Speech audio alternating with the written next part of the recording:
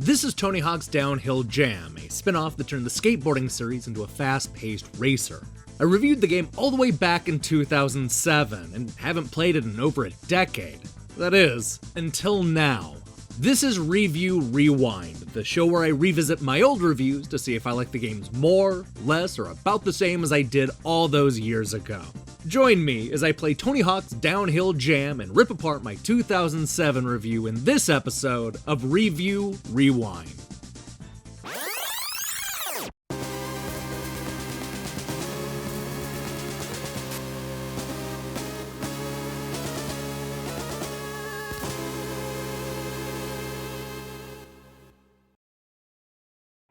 The year is 2007, and the Tony Hawk's Pro Skater franchise is in disarray. Activision could sense that both critics and customers were growing sick of the tried-and-true formula, so they scrambled to reinvent the series for a whole new generation.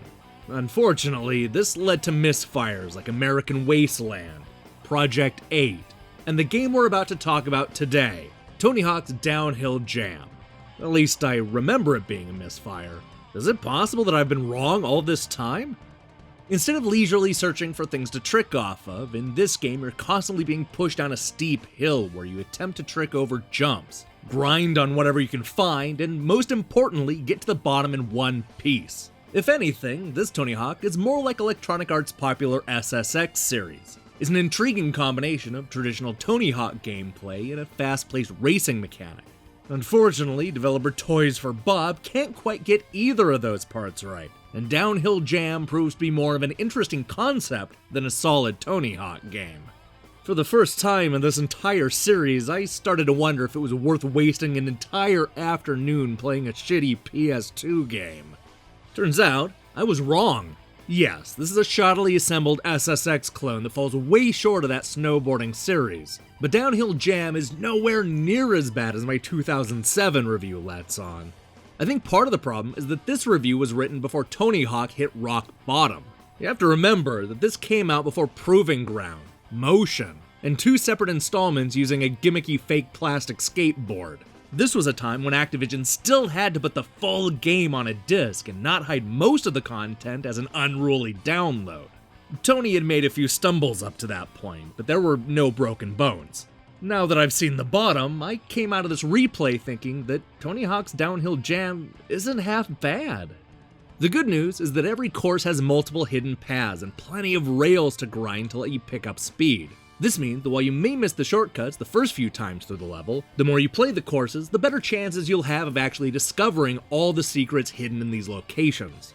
I gloss over it quickly in my review, but it's worth pointing out the level designs are actually pretty good. There are a lot of things to grind and trick on, and some of the hidden paths are a lot of fun to discover. It's also varied, not unlike the traditional Tony Hawk game. They go all over the world, and I was generally into the variety of locations. But as I point out in my original review, the problem is that you'll end up having to replay these stages a few too many times. For as well designed as most of these courses are, Downhill Jam could stand to use a few more levels. One of the biggest problems has to do with the trick system. Since this game moves so much faster than other Tony Hawk titles, you'll only have a chance to do stunts when you're making large jumps or grinding. This means that when you actually do have a major jump, you have to pull off as many tricks as you can in order to receive a good score or a multiplier. That's all fine and dandy, but there's a serious lack of tricks to pull off in this game, and it all happens so fast that it's difficult to see what you're able to do. I'll admit, the trick system isn't as good as it could have been, but I probably made too much of it back in my 2007 review. This, after all, is more of a racing game, though there are certainly events where racking up the most points is really all that matters.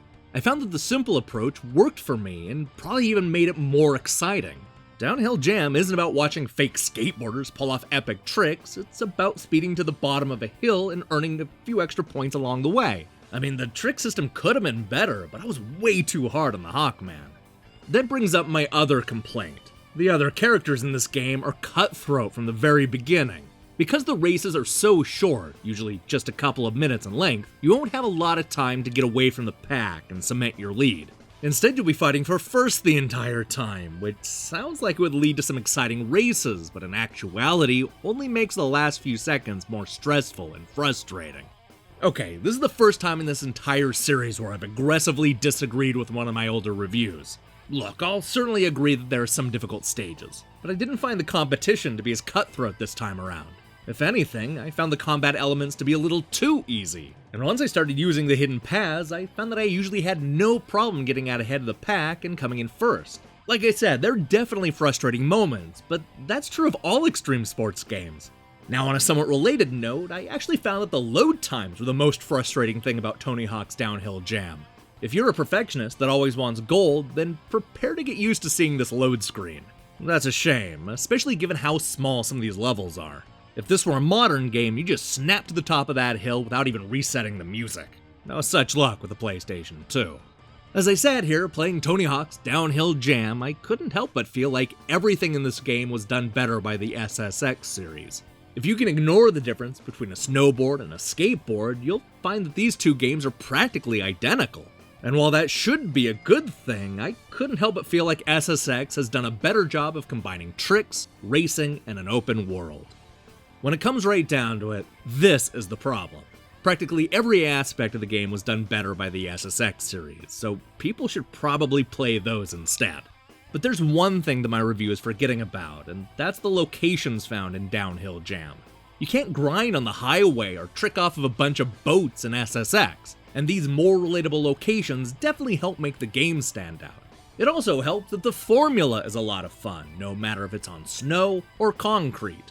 SSX will always be a better game, but I had a genuinely great time revisiting Tony Hawk's Downhill Jam. Had Activision given the series another couple shots, then there's a chance this could have actually rivaled SSX. What could have been.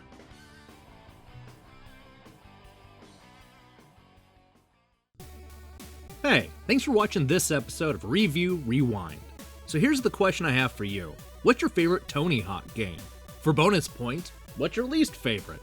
For me, it's a toss-up between Tony Hawk's Pro Skater 3 and 4.